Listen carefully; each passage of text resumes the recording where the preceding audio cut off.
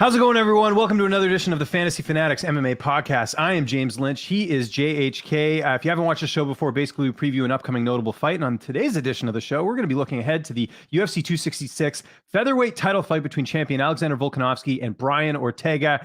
Before we get into all the housekeeping, JHK, how you doing, buddy? Good, man. Couldn't do much better. That's good to hear. Enthusiasm's got to be up a little bit more, but we'll pick it up here as we go along. It's nighttime. It's been a long day, man. It has. No, I bet. And I'm just getting my day started, as you can see, right out of the gate here. So before we get to everything, just make sure if you are watching us live, hit that like button, hit the subscribe button. It's a really easy way to support the channel. If you don't know, basically when you hit the like button, it just puts us in a better category for YouTube so more people see this video. So it's a really easy thing to do. Also, make sure you download the Fantasy Fanatics MMA app. That's what we're going to be referencing throughout the entire day today. And you can go toe-to-toe with us on our picks for all the fight cards. I did get my picks in last week. Gonna get them in for the Bellator and the UFC right after I'm done this. So yeah, it's great. You know, you can talk some smack. It's all good. It is the best app out there right now when it comes to fantasy MMA and everything else. Just a very good interface. So shout out to Fantasy Fanatics. And also quick shout out to our producer Michael. I don't give him enough credit on here. He is the man. He is the one that makes all this happen. So shout out to him for putting this all together as well. All right, let's get into this fight. Volkanovski Ortega, a fight that was supposed to take place earlier this year. A COVID situation with Alex Volkanovski takes him out of the fight. That was supposed to take place back in March 27th, actually, on the Miocic Ngannou fight. So by the time these two were supposed to fight the first time, we now have a new interim title of the new champion, which is to show you how crazy the sport is. But this is where we are. Glad to see they rebooked this fight. You know, sometimes when things like this happen, you don't see them book it, but it's delayed even more, obviously, because of the Ultimate Fighter and both of them being coaches, which fully admit I've yet to watch an episode. I've got it all PVR'd. I'm going to watch all the fights and catch up at the end of the season. But that's how we got here. And it's rightfully so for both competitors here because, you know, Volkanovski, the long reigning champion, and you've got Ortega, who had a really, really, really impressive win over the Korean Zombie, which earned him his shot at Alex Volkanovski. So that's how we got here. Just, John, your thoughts on the initial matchup and how we got here. Oh, man, there was no other choice, right? Like, Volk got sick. He had to recover. He went through some bad complications, I think, man. I interviewed him like maybe a month after he recovered from the sickness, and then they were filming The Ultimate Fighter at that moment. The Ultimate Fighter, I've seen all the episodes. It's just The Ultimate Fighter, man. There's nothing special about it. It's just the same thing we've seen the last couple of seasons. Volk getting a little feisty. And Ortega getting a little defensive, you know what I mean? But other than that, it's the same old thing. But we're here for the fight, man. We're not here for them just talking back and forth. The Ultimate Fighter, I just think it just stalled out the fight. I think the fight should have happened much earlier than what is scheduled to come out at right now. Yeah, I mean, you know, and no disrespect towards either fighters before saying this, but I just don't think these were the coaches you needed for a comeback season of The Ultimate Fighter because you need some sort of genuine drama. Like basically from what I've seen, from the clips I've seen, and we'll get into that a little bit later, is just like you said, Ortega getting, you know, kind of being a bit of a jerk in terms of showing up late for, you know, practices and things of that nature. You know, there's two sides to every story, but it seems like Volkanovski does not seem like a guy that gets annoyed very easily. So the fact that you are seeing him get upset, I think has really shown just maybe the lack of respect Ortega has for him or whatever. So there's been a bit of that. There's been some talk from the coaches. There's that clip of Paul Herrera, who's Ortega's coach, kind of making fun of the team Volkanovski. And Michael Chiesa actually stepped up. I spoke to Chiesa about that, and he just, you know, there's some serious bad blood there between him and Paul Herrera. So that does make it a little bit more interesting. But yeah, I mean, Colby and Masvidal was the easy choice for this show. I don't know why that didn't happen, but anyways, they're on tough. We got the fight delayed. It's on this card instead. And I'm just excited to see it because this is one of the fights of the year, in my opinion. I mean, this is a fight, and we'll dig into the stats and dig into everything in a little bit here. But this has got to be in my opinion, one of the closest fights we're going to see this year on paper. Just a lot of really good, well-rounded fighters here as far as the featherweight title goes. By the way, if you guys have any questions, post them in the chat. We'll get to them as soon as we're done the breakdown. But this is, like I said, a breakdown show and then a Q&A show after. Let's start with Alex Volkanovski, the featherweight champion. He is 32 years old, 5'6" with a 71.5 inch reach. I've met Volkanovski in person, John. He looks like a bantamweight. Like he's like 5'6" is very short for a featherweight fighter, but you know what? He can still get it done, and that's why he's the champ, because he's one of the best out there. Ortega, just a little bit taller at 5'8". I feel like Ortega might even be a bit taller than that, because I've seen both in person, and Ortega's like, I almost feel like close to my size. and I'm about 6 feet tall. Ortega's got a 69-inch reach. So it's actually interesting. Volkanovski has the reach advantage in the fight. Ortega going to be just a little bit taller. So people thinking that Ortega is going to like dwarf Volkanovski, that's not going to happen in this fight. It's definitely not the case here. Volkanovski, of course, coming off that what some people consider a controversial split decision win over Max Holloway. I know a lot of people feel like that was a robbery. I still maintain, and I've watched the fight back, I still maintain it's not a robbery. To me, if Volkanovski won a couple rounds of that fight, which I think people have to argue he did, I don't think you can say it's a robbery. A robbery is where a fighter doesn't win any rounds, or robbery is where clearly you can clearly see night as day something happens there. But I'll quickly read the media scorecards for this one because it was interesting. The majority of media members did score the fight for Holloway. My maths, and I'm not going to count every single one, but I'm just ballparking it here. Looks like about 12 or 13 media members scored it for Holloway. Looks like around 8 scored it for Volkanovski. So take that for what it's worth. Maybe go back and watch it. Regardless, Holloway definitely surprised in that fight, because the fight before that, and people always reference that first fight as well between Holloway and Volkanovski, that was not close. Volkanovski clearly won. Like, go back and watch that first fight that they had. It was not close. Volkanovski clearly won that. He got it done. Holloway looked much better in the rematch. You thought he won that one. That's understandable, but the first fight he clearly won. But man, the winning streak that Volkanovski's gone on, I think cannot be stated enough. Jose Aldo beat him by decision, which, looking back now, great win considering how well Aldo has done, even post McGregor and everything else. Chad Mendes, good win at the time. I think that was actually, it might have been either one or two of the last fights that Mendes had before retiring. Darren Elkins, Jeremy Kennedy, who was undefeated at the time. Remember, Kennedy called for that fight, went into Australia and got absolutely destroyed. I mean, I followed Jeremy's career for a while. Never seen him take a beat down like that. That was crazy. So to finish Jeremy Kennedy in second round, good win as well. And then so on and so forth. He's had a couple other wins here as well. But the big thing here is that this guy has not lost a fight since 2013.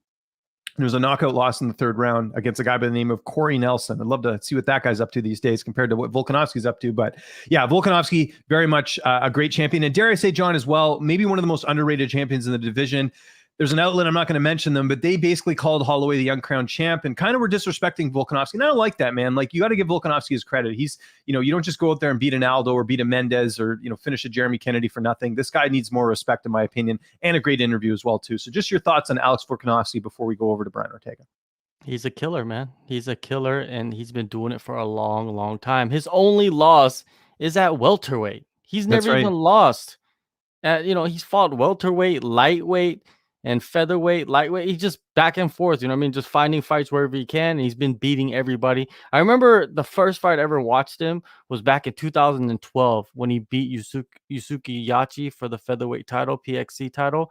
Mm-hmm. And ever since then, man, I knew that, he won by triangle choke. Look at his little legs, right? Like, he even says, man, my legs are tiny. Like, I don't even know how I got the triangle choke. But the thing that sticks out most about Alex Volkanovski is that he's evolved a lot. Like I said, I've been watching since 2015. He's changed his game extremely. Before, he was more of like, you've seen it in the UFC where he comes in, he'll wrestle the guy and try to go for the ground and pound mostly. But now, we've seen him go up to the higher echelons of the division and just transform himself. And that's what he did against Holloway in the first fight, especially, right? Where he was just striking with the striker. And would you consider Volkanovski a striker?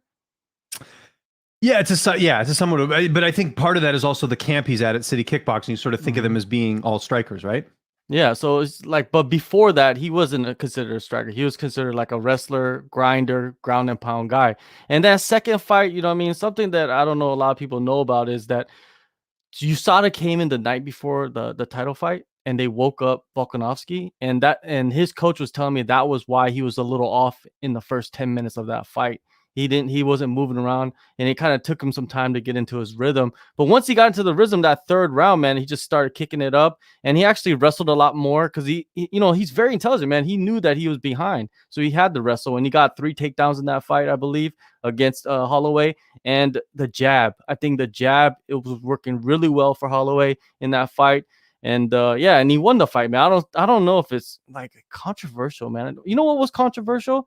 How Kyler Phillips didn't get a 10-8 in the first round of last weekend. We'll talk about that later. That should have been a draw, but by far, I completely agree with that. Yeah, but the thing is with Volkanovski, man, like, I feel like we haven't even seen the best of him yet. Yeah, and that's what's exciting about him, and also vice versa. Ortega too. Absolutely. And then, yeah, just one more thing on Volkanovski as well. I think part of the reason that Holloway got so much sort of shine in that was that I think people weren't expecting it. And Holloway's more of a fan favorite. Let's get real here. I mean, it reminds me a bit of the whole DC and Stipe thing where it's like people are acting like, you know, when Stipe was going into that third fight, that DC was the champ. You know, he's got a show on ESPN. I feel like he's just always been sort of same sort of thing with Holloway where, and it's not to the, you know, not to the fault of anyone, but it's just like he's a more popular fighter, right? I think with Volkanovski, not known as like a great, you know, self-promoter or whatever, but still a solid guy. And I think someone that just doesn't get enough credit as being champion. So that's sort of my thoughts on that fight as well, with Holloway and Volkanovski, the rematch. All right, let's get into Brian Ortega. We talked about the height and reach and all that. Last win in October, outstanding win over Chen Sung-Jung. I think almost everyone was wrong on that fight. I think the most surprising thing about that fight as well is that he beat Zombie at his own game. I mean, I thought if you were to tell me Brian Ortega was going to beat the Korean Zombie prior to that fight, I would have said, okay, maybe he gets it to the ground, he submits him. But no, his striking has gone leaps and bounds. It's just so crazy. Like there are times in you know, in MMA that just are sort of unexplained. Like I always bring up the whole example with Edson Barbosa and Dan Hooker, right? Edson Barbosa demolished Dan Hooker. Like Hooker has never looked as bad in a fight as he did against Barbosa, but it's not even that he looked bad. It's just that Barbosa was just on and putting a beat down on him and he finished Dan Hooker. But then what does Dan Hooker do the fight after that? He does that exact same thing to Ally Quinta. Like it's one of those things like, you know, with Ortega as well. I was at that Holloway fight in Toronto. He got destroyed. He got absolutely battered to the point of where, you know, he got a doctor stoppage. Holloway got the doctor stoppage win in the fourth round, but like that could have been stopped sooner. And then he goes out in the Zombie fight and absolutely destroys Zombie as well and wins. I mean, it wasn't as much of a beatdown as Holloway was on Ortega, but still, just the fact that he came out and beat Zombie in his own game was pretty crazy. And, you know, considering what Zombie did in his last fight against Dan Ige, that's a good win to have on the resume. So obviously well-deserved in terms of what he's done. Ortega is also one of the few fighters that's finished Frankie Edgar. He did that in the first round. So that's another sort of feather in his cap, so to speak. Finished Moicano at a time when Moicano was not getting finished too often. Finished Clay Guida. This guy's a finisher. He doesn't go the distance very often.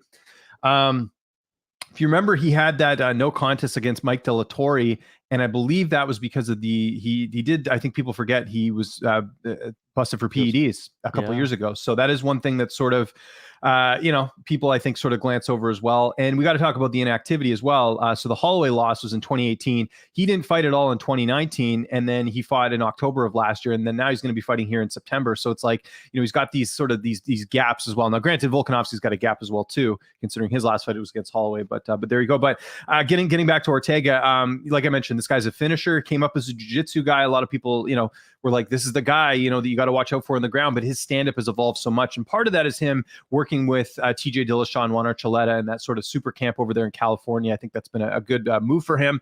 Raymond Daniels is there too. I'm sure Raymond's sort of in his ear, you know, giving him a lot of tips in terms of striking and all that. So Ortega's become a very serious threat because, you know, it's one thing to say this guy's a ground specialist and it's like, okay, well, you got to keep the fight standing. But now you keep the fight standing, you got to worry about it as well. So Ortega, extremely well-rounded.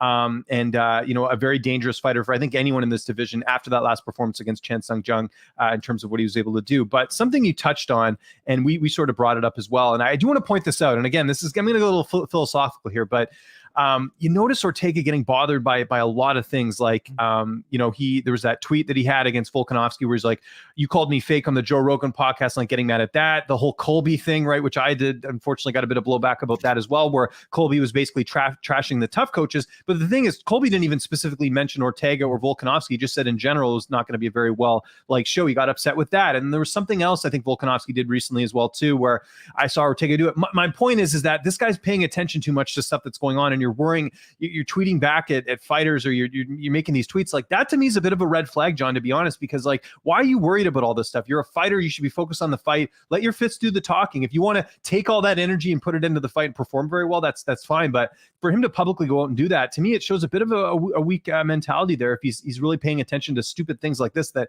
have nothing to do with it. Who cares what Colby says? He's not even in your division. Like, why do you care what he says? And Colby's known for being controversial as well. So that is one thing to keep in mind here. It seems like Volkanovski, at least from what we've sort of seen on the show, again, I haven't watched it in depth, but you can see Volkanovski just in a couple clips, you know, very calm mannered, being like, hey man, you've been late. You can see Ortega getting a little frustrated. And there was one clip as well where I saw Ortega get like kind of lose his cool a little bit. And I'm just thinking like, if that's at all like something that you can take away from, it's that Volkanovski seems to be a little bit more level-headed as well. And this is something I even spoke to Dan Hooker about, because I said, have you seen Volkanovski get upset like this? He's like, not really. He's like, Volkanovski's not that type of guy. So that's one thing to sort of keep in mind when you're looking at Ortega as well.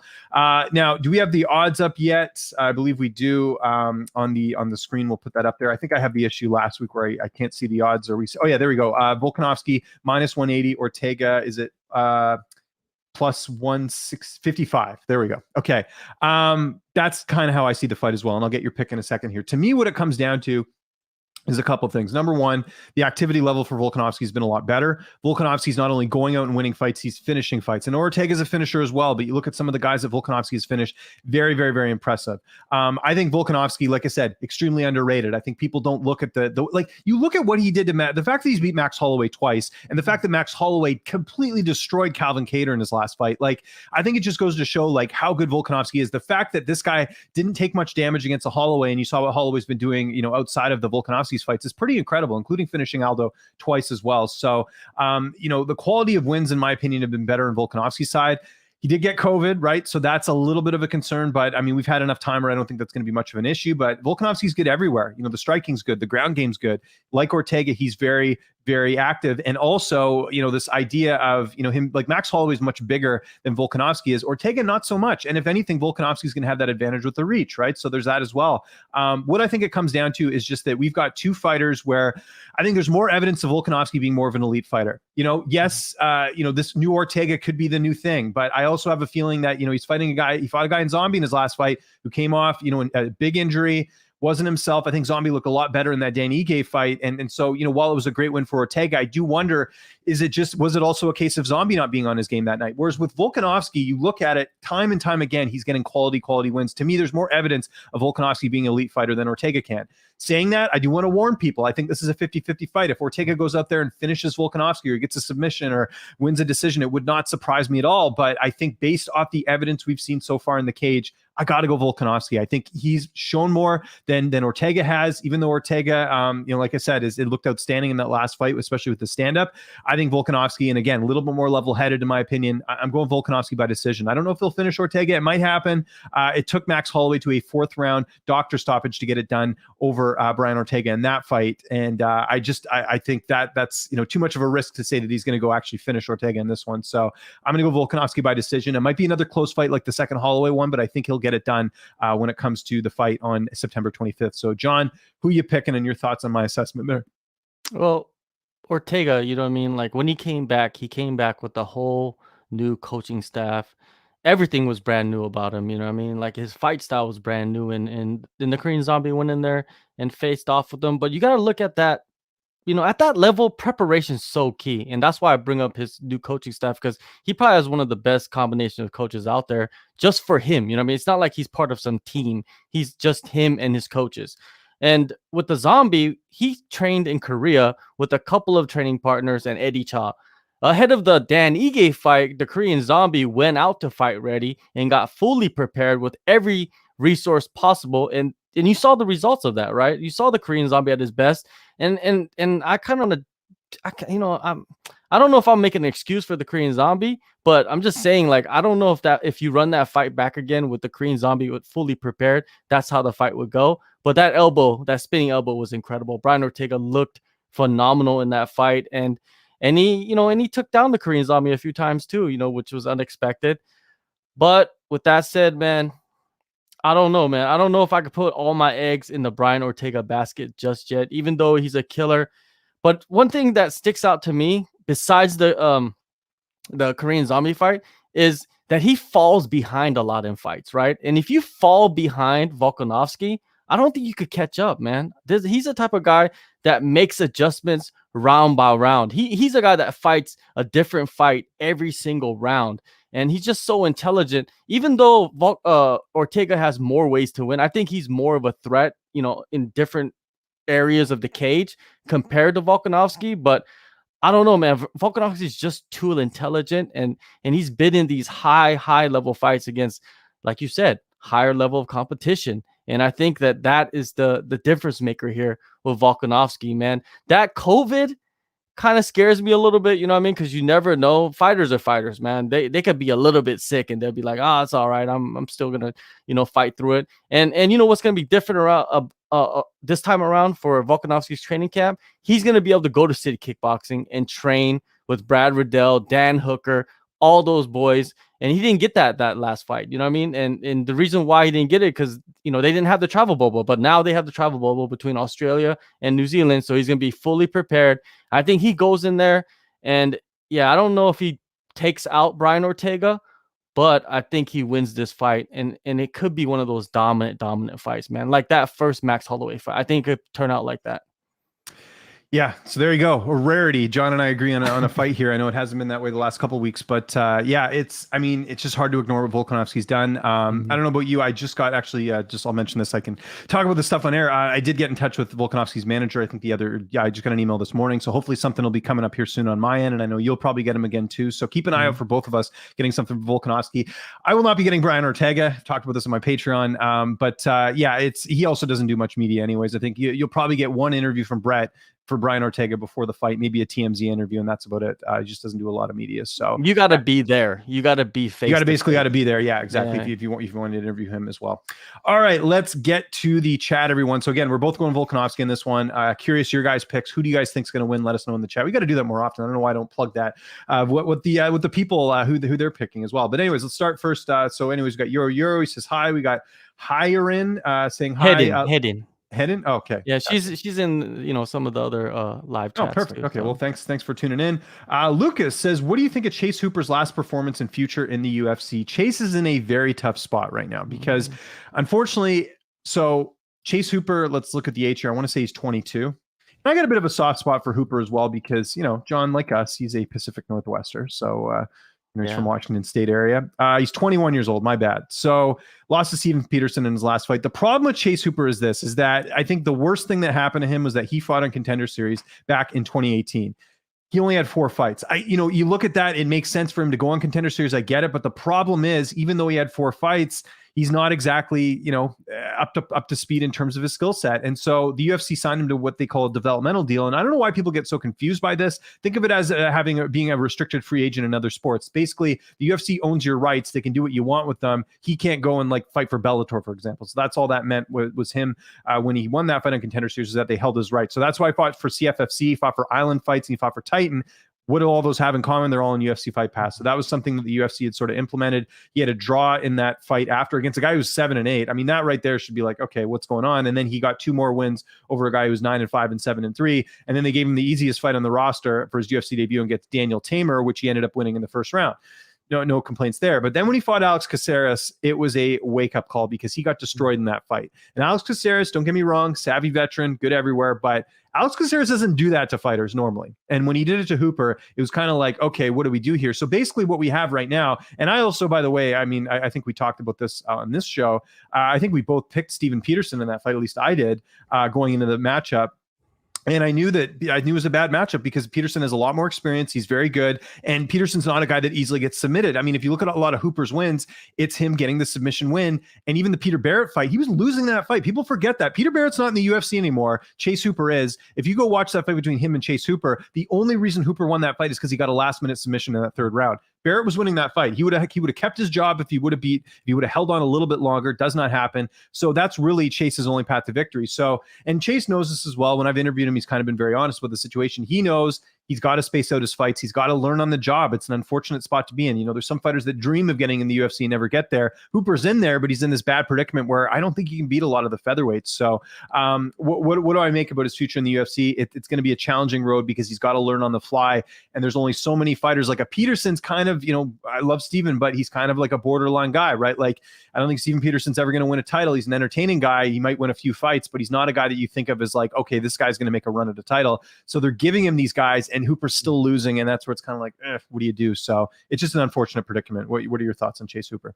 Yeah, Chase Hooper, man. I feel like it's just a case of he was just rushed into the UFC too quick. And like, he's only 21 years old, man. Like, give him some time. And I think like they need to change the structure of the Contender Series and not have it like, like consecutive weeks throughout 2 months, and just have it like once a month and have guys like Chase Hooper fight on there, right? Like every couple of months instead of, I don't know, man. It's like they do need a developmental league. And I think the only way to make a developmental league is to take the Contender Series and have it on the last week of every month. So these guys could fight, like guys like Chase Hooper, guys like Peter Barrett, right? Maybe, you want to kind of give them another chance instead of cutting them and have them fight on the Contender Series against some other guy that's coming up, trying to get into the UFC.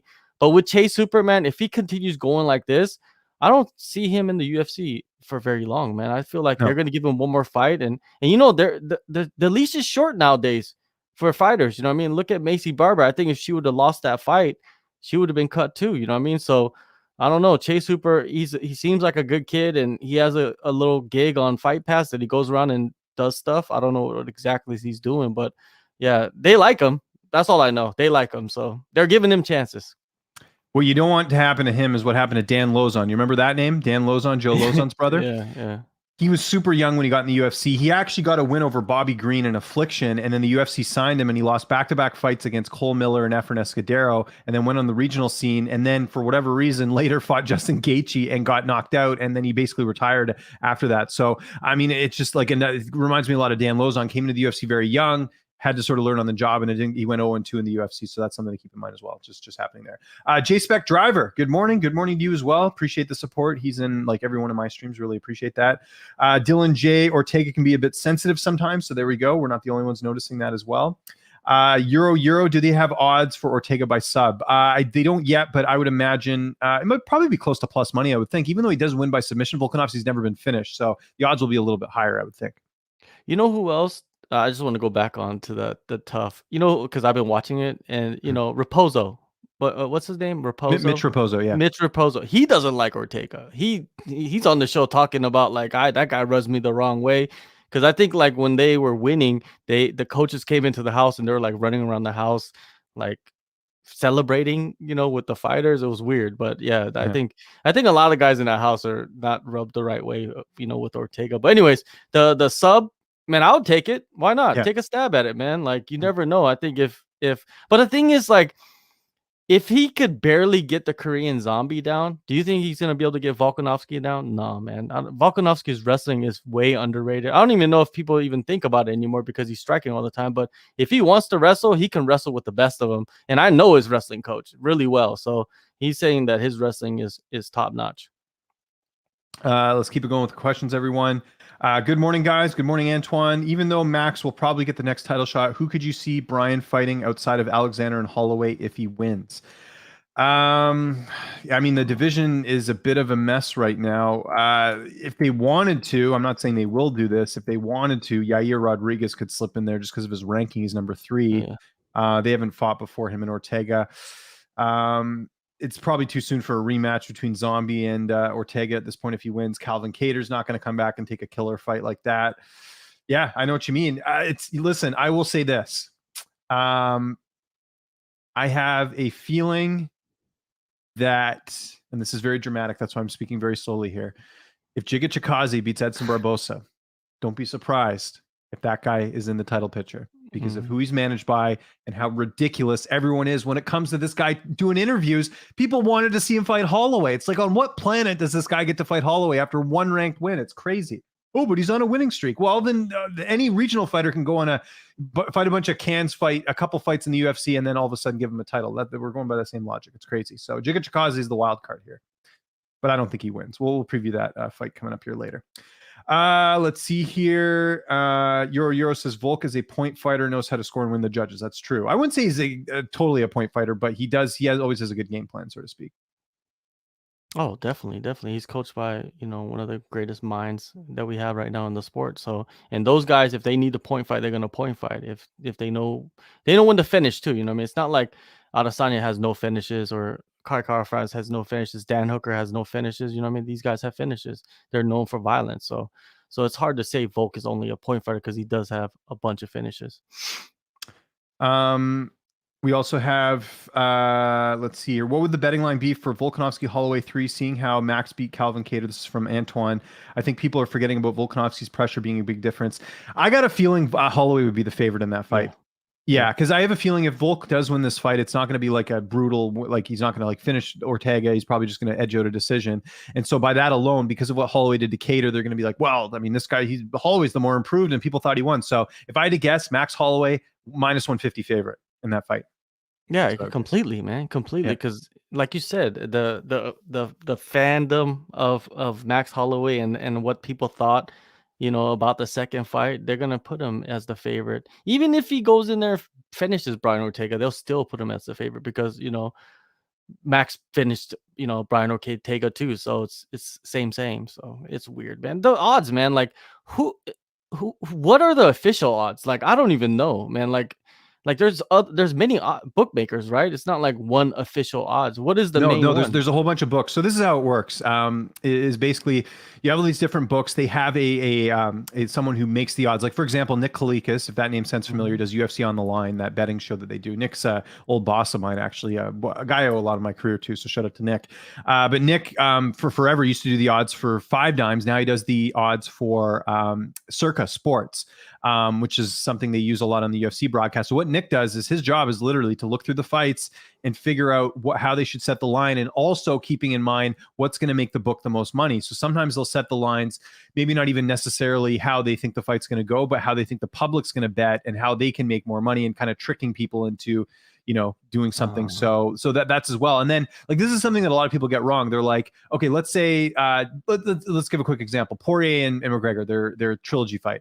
Let's say, for example, a bunch of money comes in on Conor, and let's say Conor's like a plus 100 and Poirier is only like a minus 125 or something, as an example. A lot of people would be like, oh, these bookmakers don't know what they're doing. Dustin would destroy them. Well, that's not the odds makers doing that. They might have set the line differently. It's the public betting the line, and it goes to a certain amount. So you got to remember that when you see odds going into fight time, that's not what the bookmaker set the line at. That's what the public has bet it to. So that's why you can see lines flip flop like that. So just keep that in mind. A lot of people get that wrong. A lot of people are like, odds makers don't know what they're doing. It's like, no, the public doesn't. That's the ones who are betting it. So you got to remember that. Yeah, it's like the Logan Paul Anderson Silva odds when they exactly first came yeah out, right?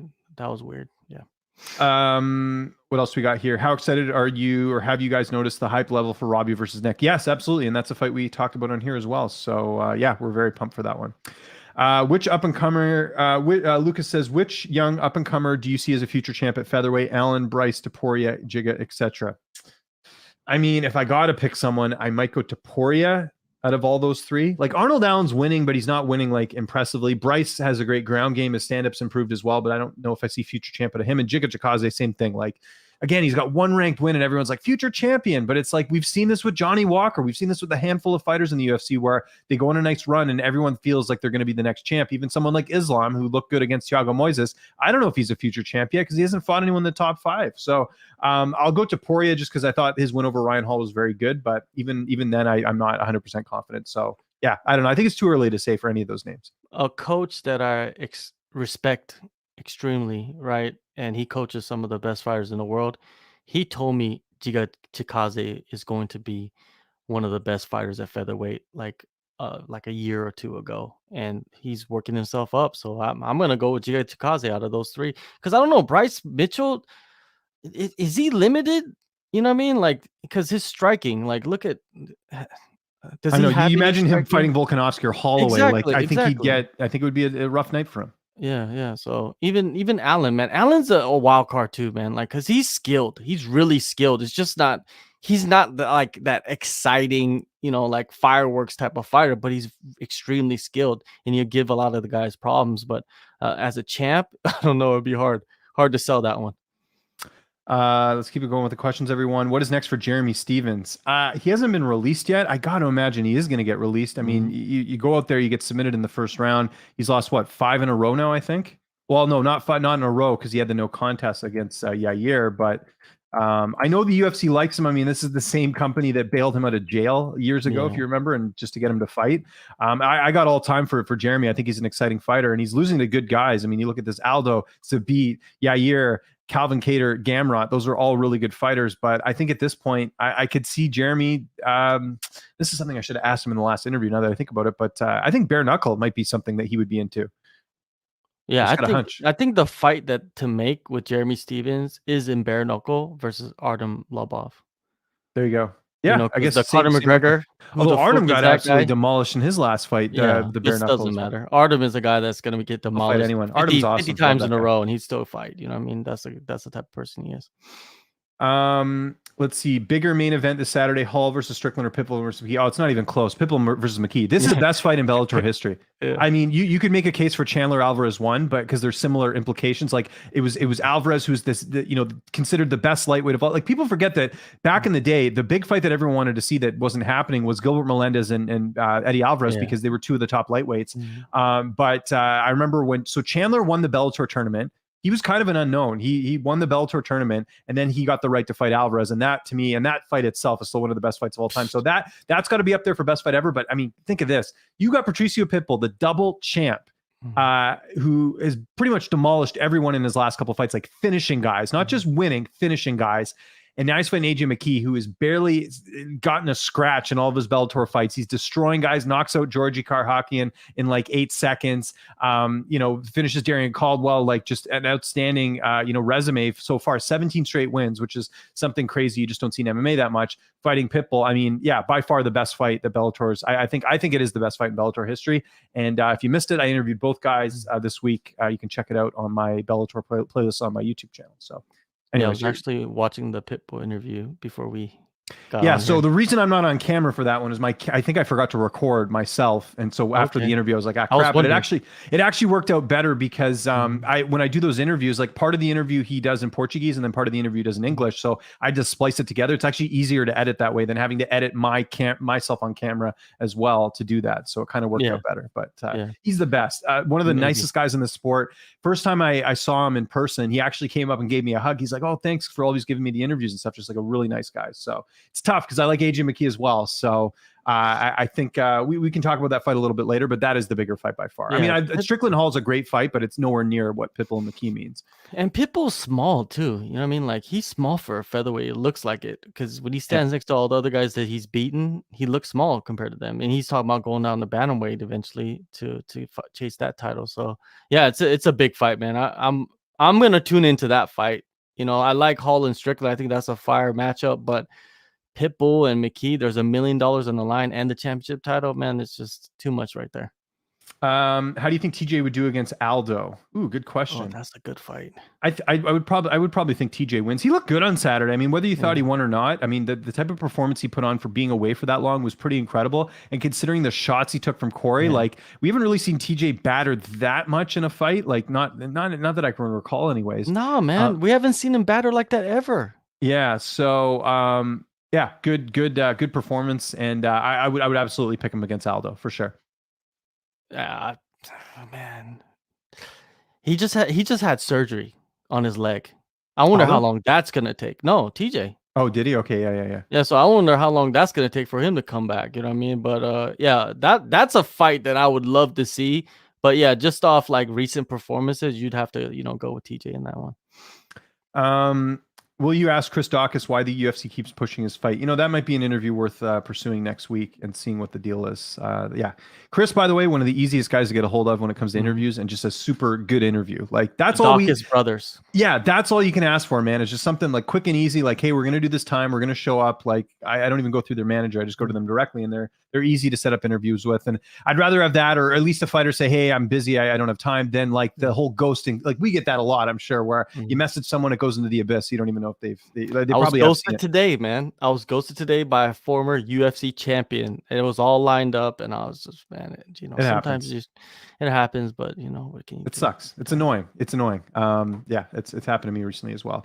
Roman, is Emmett going to fight this year or what? Roman, watch my interview with Emmett. Actually, I think you did an interview even after I did with Emmett as well. So watch my interview first, and then save the best for last with John's and watch it. But yeah, Emmett, from what, I don't know if I didn't actually watch your interview, but from what he told me basically is that it's still wait and see. Like he's still recovering. It's not like he doesn't have a clear date in mind. Don't be surprised if he doesn't fight this year. Yeah, same thing. I watched your he wants to prepare for my interview. Yeah, of course, which I do all the time. Yeah, so like, Emmett told me exactly the same thing. He had a lot of obstacles, to overcome, but everything looks good right now. So we'll see, man. But he wants to be back before the end of the year, but he's not like, married to that, you know what I mean? So I guess 2022, early 2022, we'll see him. But there's a lot of great fights for him if he comes back or when he comes back. Also, not that you guys have done it here, but I had people, as soon as the Colby news was announced, can you get Colby on? I just talked to him 2 weeks ago. Submission Radio just talked to him yesterday. I'm not going to interview him for a while. Like, there's not much to, I mean, there's always stuff to talk about with him, but I'm going to let it breathe a bit, people. Come on. Like, let's wait a bit and then we'll see how it goes. And glad they got that fight done, by the way. That was the fight to make. I know Wonderboy Thompson, not too happy about that, but I mean, look, it was him or Leon, basically. And I think, this fight has more sizzle to it. As much as I love Leon Edwards, there's going to be more of a buildup for this fight. And the fact it's going to be at MSG, can't wait. So that's going to be a great fight. They do need to put that Leon Gilbert Burns fight together. I think that they need to do that.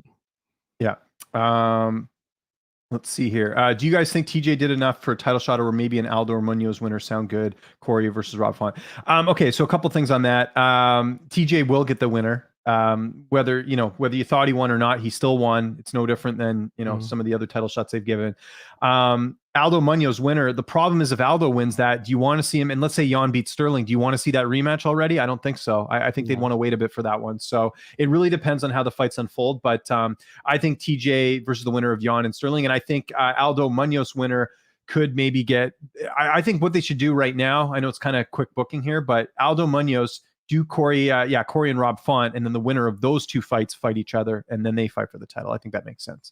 Yeah, any way you match those guys up, it's going to be some good fights. But yeah, Corey versus Rob Font. I would even like to see if Aldo beats Munoz, Rob Font versus Aldo. That would be a good fight too. Let's see what else we have. To be fair, Yair has only one ranked win as well and hasn't fought since 2019. No, I know. I'm just saying that, like, someone was asking us for options for Ortega. That's just a fresh matchup. That's all. I'm only going off his ranking. I would agree with you. He's barely fought. He's got to get back in there. They got to do something. If he's not fighting Max, get him another opponent. Let's get him back in there. It's been way too long. And to be honest, he's only got himself to blame. That stupid USADA thing. Like, dude, you have a smartphone. Like, update your location and your whereabouts. Like, missing it.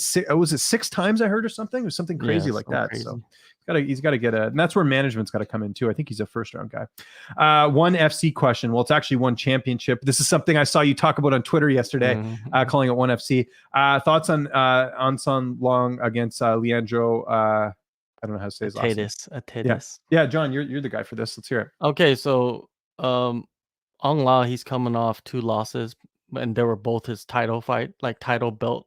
He lost the titles in 2 fights, right? He lost his middleweight title and light heavyweight title to the same guy, back to back. And then, like, he wants to come back as soon as possible, so he's fighting this guy, Leandro. Leandro actually went and is training with the guy that beat Ong La. But Leandro's a totally different fighter. He's a striker. He's very explosive. He's not a grappler. So I think this fight's going to be a stand-up war. And, with that, both guys have big power. So it's hard to say who's going to win. But I will be doing a fight companion on the SCMP MMA channel. So go check that out. We'll be doing that live for this Friday night, which is probably Friday morning for you guys in North America. And Tom Taylor and some of the crew will be with me, so check that out. One of my favorite people in the industry, Tom Taylor. It's very rare in this industry to find someone to not say something bad about someone in the industry. Tom's one of those guys that, like, just, I don't know anyone who can say anything bad about him. He's so good at what he does, and shout out to Tom there as well. Also, quick programming note. I know we're well ahead of time on this. I'm not going to be able to do, telling you this on air, John, is sort of a thing. I'm not going to be able to do a live stream next Saturday. I'm actually going to be away. So no live stream for UFC 265. Maybe if you want to do one on your own and then people can go to your channel, I think that might be a good idea. But no live stream for me next Saturday, because I'm going to be in Whistler. I'm going to Whistler 2 straight weekends. So starting this weekend and then weekend after. Not that anyone cares, but just thought I'd keep people up to date. So thoughts on the Miocic situation. Okay, so the Miocic situation is this whole thing where I guess one championship posted something and Miocic like kind of put an emoji out, like being like, sign me.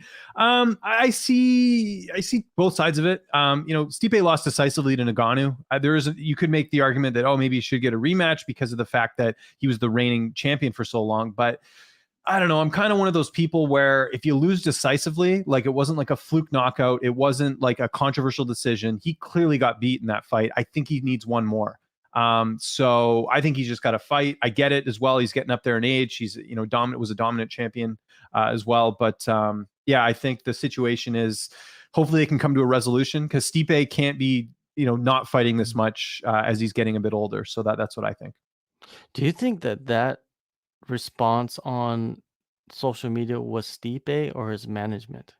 That's the He's with question Vayner too. Sports. I think, I don't know. It's 'Cause not something we've seen too often from that management group, right? exactly, but still, we don't really see Stipe commenting on posts either. You know, what I mean, it's not something that he's doing all the time. So, was it Mhm. just him trying to stir the pot? I have no idea, but I would like to see Stipe get an immediate rematch. You know, like they're putting him fourth in line for the title, which is disrespectful Mhm. at the least, right? And if they want to talk a trade to one championship, do it. I would like to see Stipe go over there. Arjun Buller's already talking mad shit about Stipe. Like, bring him over. I'm gonna smash him. Like, do it, man. Like, send Stipe over there and see what Stipe can do. Because I think Arjun will have his hands full doing it with Stipe Big if time. Big Stipe time. goes over there, man. It's Remember not Arjun you got know, submitted in the UFC against yeah. who was that heavyweight that he fought? It was like not even a good heavyweight. It was like, ugh. So I think it was just a momentary lapse. But anyways, Antoine, would you guys have in Dariush versus Makhachev? And would Islam be a massive favorite like always since he's stepping up in competition? I don't think he'd be a massive favorite this time. He will be the favorite though. I would probably take him, but then no, I don't know. That's a 50-50 fight, man, honestly. Because Yeah. Dariush is very good, and Dariush has fought way better competition as well. Dariush has got better stand-up, I would say, than Makhachev as well. More So power. more power. But then But that that grappling. wrestling, yeah, Yeah. that wrestling, that grappling, that top control, you know, I know Dariush has good submissions and he has good sweeps, but Makhachev, man, the dude is just he can control and then he hunts for submissions at the same time. But the thing is, if he hunts for submissions, he could lose position to Dariush, and Dariush is very good at that. He's very good at jiu-jitsu. So it's a very close fight. But I would have to, just by looking at credential wise, I just have to go with Dariush in that fight, man. I think he's just more, you know, just more tested, battle tested in that division. How much would you expect Volkanovski to use his wrestling against Ortega? I I think he'll see use him it. using it. Yeah. Yeah, same here. Yeah, I Euro, think Euro. Do you think Michael Chandler could beat Islam? Who has the best chance to beat him? I'd say Gaethje. I think Chandler would beat him. I think Chandler can beat him. I think Gaethje can beat him. You Yeah. know, but I think also Islam can beat both guys too. You know what I mean? Like, Yeah. I think We don't he know. has That's the that thing. Like, we ability. don't know. He might Yeah, be very good, but we also don't have yeah. enough evidence. Like, beating Thiago Moises does not automatically mean he's going to beat Michael But he Chandler. Like, dominated Moises, man. I didn't he did. expect it like that. He did. But I think that like Moises, I don't know, just has not fought like there's levels, man. Like I put Mhm. like Oliveira, Chandler, Gaethje, Poirier in that elite level, and then there's like the mid tier guys, and then there's Thiago Moises. Like that's where I kind of put them.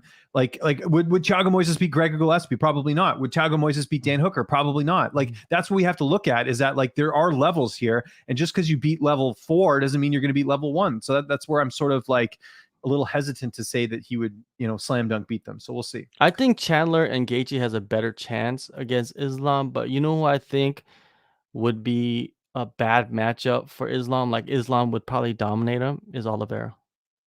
Okay, I think so. I disagree, but I think that top game, dude, that top pressure, it's you know, it's just a whole nother level. Like you said, we haven't seen it against the top echelons of the division, but I think he can do it to a lot of the guys.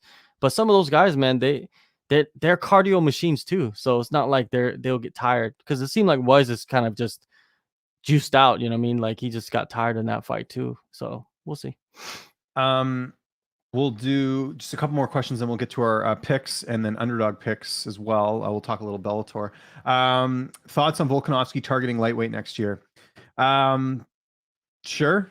I mean, as you get older, it's tougher to cut weight, but he's got to me, I would only do this as if you beat Ortega and then you beat Holloway, and then that's it. Then it's like, I can understand that because there's really no one after that, right? So I'd be fine with that. Well, Volkanovski's always said that, you know, when I talked to him, he said his plan was to fight Ortega, beat him, and then go up to lightweight by the end of this year. But he hasn't Mhm. even fought this year, so you know those plans are delayed. But I think he does want to go up to lightweight eventually. Yeah, he's gonna do it. I don't even think he has to be the champion to do it. I think he's gonna end up doing it anyways. Who do you got? Hey, Ryan Galloway, good to hear from you, buddy. He says, who do you got, Ty or Walt Harris? Oh, I got Ty in that all day. Yeah, Walt's what's taking too much happened to time. Walt, man? Like you remember the Overeem fight? Mhm. Man, he looked so good, and he was just smashing Overeem, and then just Overeem just survived somehow, and then took over the fight. And Walt just like Is it cardio issues, do you think? Like he just He's doing everything right too. He's moved his camp to extreme. Like he's got everything. It's just, I think it's age, honestly. I think it's just, he's slowing Do you down. think it's mental too? You know what I mean? Like he just Could can't be get because of the to whole that killer instinct anymore. It's just like it's gone. You know what I mean? Like, of course, we know what happened to him and his family. So Mhm.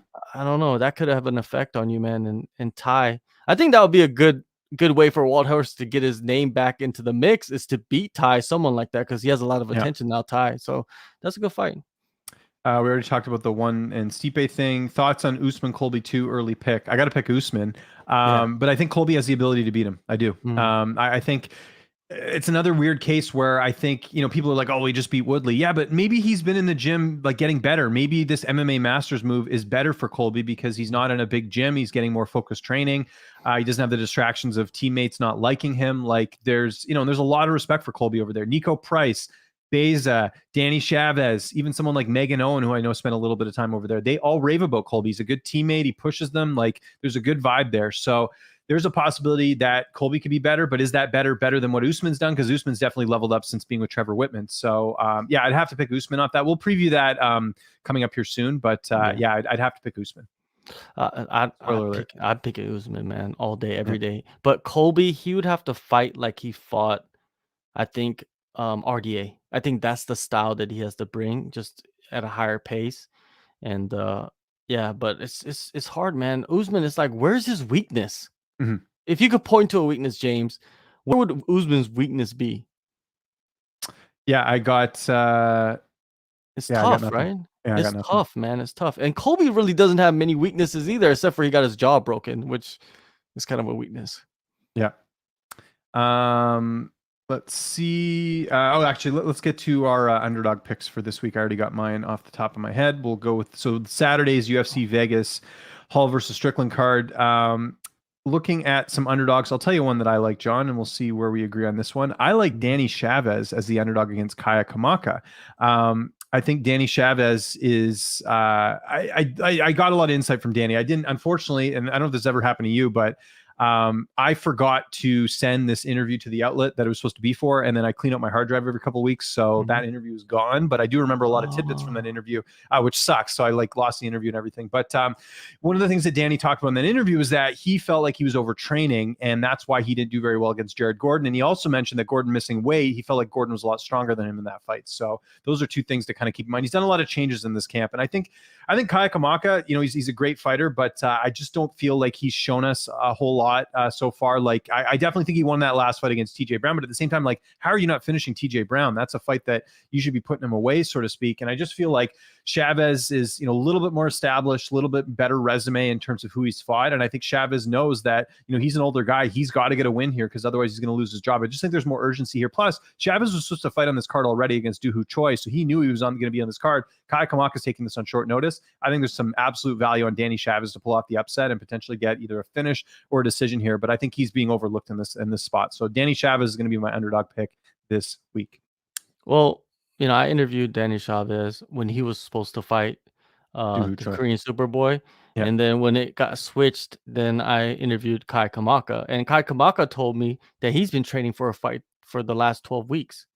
So he's been ready to step in for any fight, any matchup. And he said that this was one of the fights that he circled on the calendar as like, hey, I could, if anything happens with these guys, I could possibly step in. And, he's working there with Eric Nixick, and he's working a lot with Boston Salmon and who else was it? Dan Ige and Aljamain Sterling, right? So he's in the gym every day preparing to fight. And this is do or die for Kai Kamaka. This is his last fight on his contract. He didn't re-up in his contract. And I see a lot of guys doing that right now, man. A lot of guys are not re-upping on their last fight of the Austin Hubbard's one I just spoke to the other day. Yeah. That's, to me, it's like, are they doing that on their own, or is the UFC not offering them a re-up on their contract? Like, it's something that is very interesting to me. But anyways, I don't know. It's a toss-up in this fight, I think. I mean, both guys come to strike, and I see someone getting finished in this fight. I don't think this one goes to this. By the way, I got my underdog pick last week, right? Did I not take Mickey Gall on the show? I'm pretty sure I did. You did. There we go. You did take Mickey Gall. There you go. But my underdog is Trevin Jones, man. He's fighting Ronnie Lawrence, and which Ronnie Lawrence is a killer too, man. And taking him, and he's the underdog. I think this is a toss-up fight. Both guys can go in there and finish. Both guys are dangerous. But I'm gonna have to go with Trevin Jones, the Guam, the Guam's finest. And then also I can't believe I guess I took him in our preview show. Uriah Hall, he's the underdog. I think that's a pretty toss-up fight right there. So I'm gonna have to go Uriah Hall on that one. But other than that, the other fights, man, is not much there, right? Like Cheyenne buys or Cheyenne, is it Bays or buys? Yeah, Bays, right? It's like she's Bay. the favorite in this fight coming up. Like that's a coin flip as well too. Yeah, that's interesting to me. Like I don't even know who Gloria De Paula is. Has she fought? She lost to Jin Yu Frey in her debut. Oh, and Jin Yu Frey's fighting earlier in the night against Ashley Yoder. Ashley Yoder, what a workhorse. You know what I mean? Like she's fighting like every 3 months. Like she's always on some card somewhere. But I think Ashley Yoder goes in there and does work in this fight, man. I think she is definitely the favorite. I would think the line would be much higher in this fight. I don't know why it's not. Quickly, let's go over to Bellator. We'll do a couple quick picks. I'll do a more extensive Bellator preview on my Patreon. That's something I know people are asking for this week. I can get into that. But if we got Bellator up there, we'll dig into it here. It is this week. Pitbull McKee. There you go. Okay, main event. I'm going to take Patricio Pitbull only because Patricio Pitbull, again, it's kind of like the Volkanovski thing where it's like we have more evidence of Pitbull beating higher level guys. It's going to be tough, though. AJ McKee does things that you just don't see, and I would not be surprised if McKee finishes Pitbull as well. I would stay away from this fight personally. I think it is very much 50-50, but I have to go Pitbull just based off what we've seen. We're talking about a guy who's never been finished in as many fights as he's had. He's got wins over Michael Chandler. He's got wins over, some of the best featherweights that Bellator has to offer. This guy is the face of Bellator, and McKee. This is going to be Pitbull's toughest test, and conversely for AJ McKee, same thing. So I'm going Pitbull in this one. It looks like you are as well. Yeah, I'm going with the proven commodity. Co-main event, I think we might disagree on this one. I like Emmanuel Sanchez in the co-main event. I think he gets it done over Mads Burnell. Nope. You got Sanchez as well. There you go. So yeah, picking him, and then I'm gonna obviously take Usman Nurmagomedov. That's not a typo. It is. There's an actual fighter named that. It's not Kamaru Usman and Habib put together. I'll be taking him as well on this one. And is there any other ones? Nah, that's about it. I like this guy that's fighting Brett Primus for some reason. I don't know why. I think Islam Mamedov. Yeah, he's Mamedov or something. Yeah, he's Russian. Yeah, so. I think he's gonna come in there and surprise some people. Brett Primus is really good, but man, I just think that I don't know why is Brett Primus fighting this guy. Like Brett Primus he needs a fight. Ranked. He needs a fight, and he hasn't fought in Bellator since February of last year. I'm not sure what the deal is with that, but yeah, he hasn't been that Very active. surprising, man. Some of this matchmaking in Bellator. Okay, good time to wrap things up. We're going to end a little bit early here today just because I got to hop into an interview. But yeah, like I mentioned, interviewed Wonderboy Thompson on Monday. So check that out on my channel. I did a bunch of other interviews as well this week. You can find all that on my YouTube channel, youtube.com/LynchOnSports. Got some Prospects videos out as well. I'll be doing my Q&A on my channel tomorrow. So if you guys missed any questions here today, I'll get to them on the Q&A. That's going to be on my second channel, youtube.com/LynchMMA. Follow me on Twitter and on Instagram @LynchOnSports. JHK, I'll give you the last word. What do you got going on? Just go to my channel and you'll see everything that I'm doing over there. And yeah, follow me on social media, JHK MMA, all of them. Download the Fantasy Fanatics MMA app. Do that right now. I'm going to put my picks in. It's on my list of things to do today, so you guys can go toe-to-toe with us. Enjoy the fights this weekend. Enjoy UFC. Enjoy Bellator. We'll be back here a week today previewing another upcoming notable fight for myself, for JHK, and the best producer in the business, Michael. Thanks so much for watching. Enjoy the fights this weekend.